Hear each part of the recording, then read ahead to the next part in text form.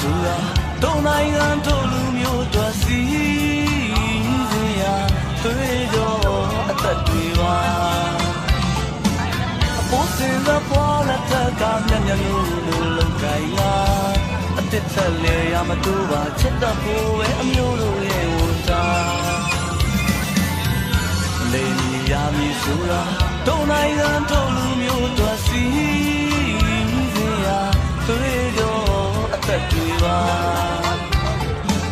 အဖို့စင်သာပေါ်လာတဲ့ကမျက်မျက်လို့လုံကိုင်းလာအသက်သက်လေရမတူပါချစ်တဲ့ဖို့ပဲအမျိုးတို့ရဲ့ဝတာနညိုနဗျာဒီနောင်စင်းနေနေနာမောကိုင်းလာဆွဲတောင်းလို့ဒီလိုလဲဝဲမှာမမောလိုက်မှာစင်းနေချူသေးလေးလေတာ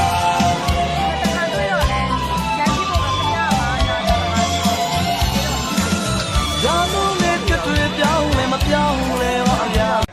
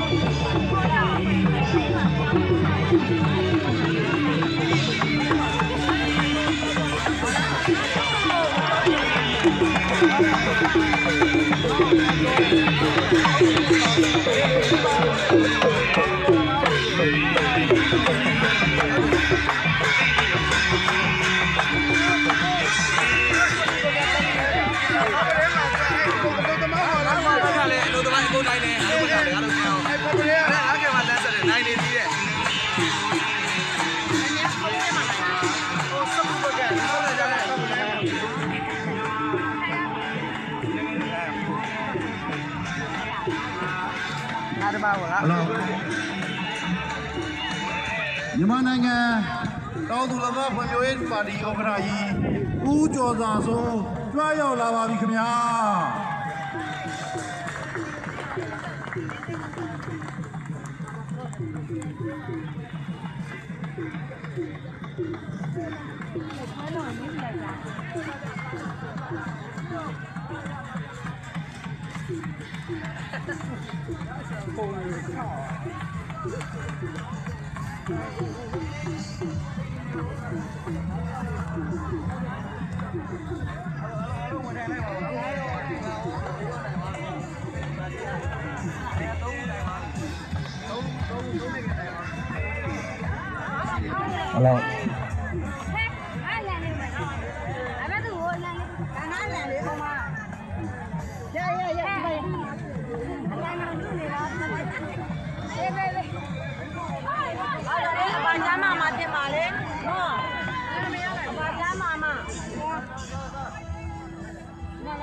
ရေးသားရပါတော့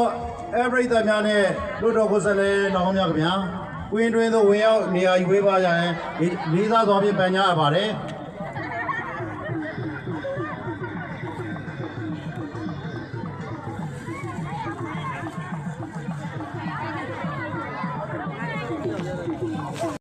လုပ်နေတယ်နိုင်ငံညာငွေရအောင်လုပ်နေ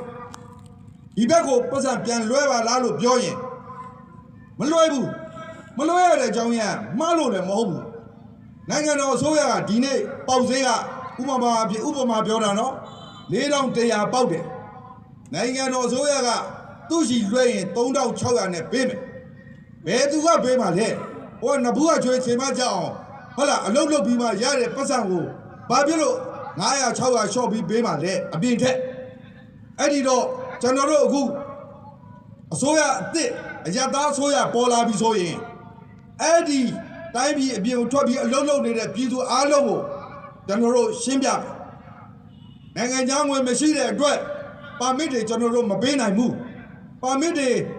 မဝင်မရှိတဲ့အတွက်နိုင်ငံခြားကနေပြီးတော့ပစ္စည်းတွေမသွင်းနိုင်ဘူးမသွင်းနိုင်တဲ့အတွက်တိုင်းပြည်ထဲမှာရှိတဲ့